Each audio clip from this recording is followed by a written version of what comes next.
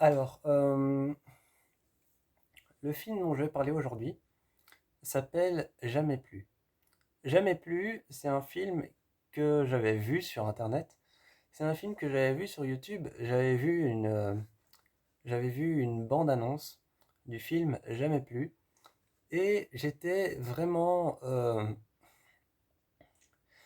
quelque part en même temps envoûté par l'histoire, même si ce n'était que la bande-annonce, hein. Même si ce n'était que la bande-annonce, quelque part, j'étais hypnotisé et envoûté par l'histoire. Ce qui m'a finalement donné envie de voir le film. Enfin, ce qui m'a surtout donné envie de voir le film, c'était qu'il y avait Blake Lively.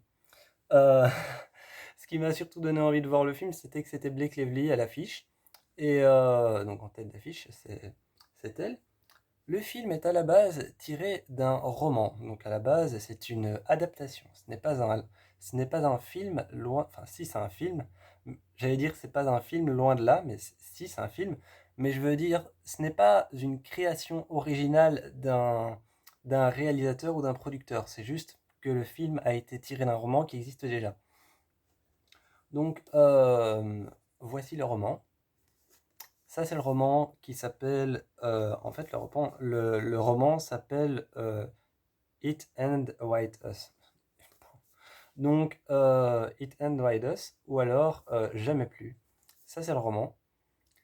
Voilà, je sais pas combien il y a de pages, j'ai pas encore regardé. Ça, c'est le roman. Il y a une bonne centaine de pages. Il y a une bonne centaine de pages. Je le lirai après parce que je me suis fait d'abord mon avis sur le film, hein. Il faut bien. Et puis ensuite, je me ferai mon avis sur le livre. Parce que dans le livre, souvent, il y a plus d'indices. Alors, et ça, c'est le film. Enfin, évidemment, c'est les mêmes affiches. Ça, c'est le film. Franchement, c'était un film très très beau et très très actuel. C'était un film très très beau et très très actuel. Je crois que j'avais raison de m'intéresser à ce film. J'avais raison de m'intéresser clairement à l'idée. Clairement, m'intéresser à la bande-annonce, je crois que c'était une bonne chose. J'ai vu le film dure 2h11. Donc le film dure 2h11, c'est quand même déjà un gros paquet qu'on a là, on a quand même quelque chose d'assez massif et quelque chose d'assez lourd. On est quand même sur une marge de temps assez longue. Donc pour ceux qui n'aiment pas les films d'horreur, pardon, excusez-moi. Pour ceux qui n'aiment pas les thrillers romantiques, oui, on peut appeler ça comme ça, même si c'est une romance dramatique. Mais pour ceux qui n'aiment pas les romances dramatiques assez longues, bah déjà pour ceux qui n'aiment pas les films tout court longs, euh, je vais pas dire ne regardez pas Jamais plus parce que mon avis n'est pas encore passé. Euh, j'ai trouvé que c'était un film qui était extrêmement féministe, qui était extrêmement... En fait, c'est un film qui parle de la violence envers les femmes, hein. Tout, tout de suite, on dirait pas... c'est un film qui parle de la violence envers les femmes. Et c'est un film que j'ai trouvé extrêmement pur, extrêmement calme, extrêmement doux. Les, les plans sur la ville sont magnifiques. Et donc déjà, je reviens un peu en arrière, je rebobine, hein. Désolé, mais je rebobine. L'histoire, c'est l'histoire de Lily Bloom, c'est l'histoire de Lily Bloom qui vient tout juste de perdre son père et elle revient chez sa mère. Et Lily Bloom, son rêve, c'est d'ouvrir un magasin de fleurs. D'où peut-être, l'affiche avec les pivoines. Donc voilà, Lily Bloom, son rêve, c'est d'ouvrir un magasin de fleurs. Et d'ailleurs, Lily Bloom, ce qui veut dire fleur de lys en fait. Donc voilà. Donc voilà, Lily Bloom, son rêve c'est ça, c'est de faire ça. Et j'ai trouvé que ce film était génial, même si quelque part ça a l'air un peu nunuche, sans vouloir être méchant, hein, mais même si l'histoire a l'air d'être un peu nunuche, on est sur un film dramatique quand même assez bien fait. On est sur un film dramatique quand même assez bien fait parce qu'en fait, c'est pas simplement l'histoire de Lily Bloom qui veut ouvrir son magasin de fleurs. Non, il y a quand même autre chose, il y a une intrigue derrière, il y a une intrigue assez forte. L'intrigue, c'est qu'en fait, Lily Bloom veut ouvrir son magasin de fleurs et on est sur une intrigue où elle se met avec un homme qui va devenir violent et de plus en plus violent, et justement, elle va être violentée, et, euh, et il va se passer quelque chose, il va se passer quelque chose avec cet homme qui va faire en fait que elle va plus pouvoir retourner en arrière. Donc, il va se passer quelque chose qui va faire que ce sera un no escape pour elle. Donc, ça va finir par être un no escape pour elle avec sa relation avec lui. Et elle va retomber, finalement, elle va retomber face à face avec son ancien amour de lycée. Et elle va tomber face à face avec son ancien amour de lycée. Et justement, elle va essayer de tout faire pour pouvoir quitter cet homme, quitter cette relation, partir de là, partir de cet enfer, et pour revenir justement vers son amour de lycée qui, euh, qui, lui, euh, l- qui lui manque beaucoup. Donc voilà, elle va essayer de faire ça. Et c'est toute une histoire où elle va essayer de se dégager de cette situation, toute une histoire qui tourne autour des hommes qui violentent les femmes. Et j'ai trouvé ça intéressant, surtout que le film commence sur des énormes plans. Le film commence sur des énormes plans de la ville de Boston, parce que ça se passe à Boston. Le premier plan, c'est Lily dans sa voiture d'ailleurs. D'ailleurs, ça m'a choqué au début parce que la voiture de Lily, c'est une vieille voiture, une vieille voiture des années 80. Donc, sa voiture, c'est une vieille voiture des années 80 et tu la vois rouler dans les champs et arriver dans la ville avec sa voiture. Et je me suis dit, non, c'est pas possible quand même qu'avec avec le film Jamais plus, c'est pas possible qu'il ait fait quand même une histoire qui se passe dans les années 80-60 ou dans les années 80-70. Je me suis dit, c'est pas possible, et puis tu la vois sortir de sa voiture dans les rues de New York, et elle commence à marcher, et là autour, tu vois des grosses bagnoles, tu vois des grosses bagnoles, tu vois des Land Rover, des Range Rover, tu vois plein de grosses voitures, finalement tu te dis, ah oui, en fait c'est juste elle qui a une voiture assez vieille. C'est quelque chose qui m'avait perturbé, je me suis dit, c'est pas possible quand même que ce film se passe dans les années 1980-1990. Et donc, j'étais là, je me suis dit, c'est quand même un film assez récent, c'est un film de 2024. Et en fait, non, ça se passe je crois même qu'il y a une partie du film qui se passe à New York, parce que j'ai vu un peu de East Side et un peu de West Side. Donc je pense qu'il y a une partie qui se passe même à New York. Je suis pas très calé géographie, hein, mais je crois pas que Boston soit à côté de New York. Euh, et donc voilà, ce que je disais, les plans des villes sont magnifiques, sublimes.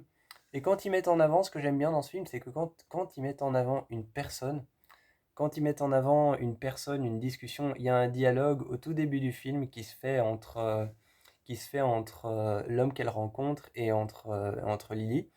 Et le dialogue, la caméra filme Lily et cet homme, mais t'as l'impression qu'en fait ils veulent filmer juste l'arrière avec les immeubles. Et c'est super beau. C'est super beau, et en fait, t'as la caméra qui fait un plan fixe, et ils sont tous les deux en train de parler, mais t'as l'impression que la caméra, elle veut filmer uniquement ce qu'il y a derrière. Et c'est comme ça pour tous les plans, c'est comme ça pour tous les plans, t'as l'impression qu'elle filme les personnes qui sont en train de parler, mais que tout ce qu'elle veut filmer, en fait, c'est ce qui est autour d'elle, c'est ce qui est autour d'elle esthétiquement parlant. Parce qu'en fait, déjà, au milieu du film, on parle d'une fleuriste. Donc c'est quelque chose déjà de très esthétique et très... C'est quelque chose de très esthétique et très... et de très beau qui fait un appel à la beauté, qui fait un appel à ce qui est beau, à ce qui est fragile, à ce qui ne dure pas longtemps, parce que les plantes, ça dure pas longtemps, en plus après ça meurt. Et, euh, et justement, déjà, c'est ce qui fait aussi un petit rappel au féminisme, parce que ça fait un rappel au féminisme, au machisme et aux hommes qui n'aiment pas les femmes. Et tout de suite... et tout de suite, cette idée de fleuriste te rappelle un peu l'idée de la femme fragile, un peu comme une fleur, et la femme qu'on peut briser, un peu comme une fleur, la femme qui, au fur et à mesure du temps, se fane, devient vieille, faible, et donc cette idée de la fleuriste, elle était pas mal en fait, et c'est un film qui tourne énormément autour de ça. C'est un film qui tourne énormément autour de cette idée de la femme qu'on peut briser comme une brindille alors que les femmes sont quelque chose de magnifique qu'il ne faut surtout pas briser ou alors il ne faut pas essayer de faire le macho avec. Voilà, enfin, ce que je veux dire, c'est que ce film parle énormément de toutes les manières possibles du féminisme et des hommes qui sont violent avec les femmes. On dirait pas, on s'attend comme ça, avec une image comme ça si belle, on s'attend à une histoire d'amour, à une histoire d'amour tout droit sortie d'un conte de fées. Mais en fait, ça parle de quelque chose de très dramatique de très actuel, en fait. Les femmes violentées et tout ça. Et cette idée de la fleuriste, hein, comme je dis, montre vraiment la femme belle, gracieuse, qui, euh, qui est belle, gracieuse, qui est splendide, qui est toujours resplendissante, qui est toujours pleine de lumière et pleine de vie. Et d'ailleurs, tous les plans de ce film sont pleins de lumière et pleins de vie.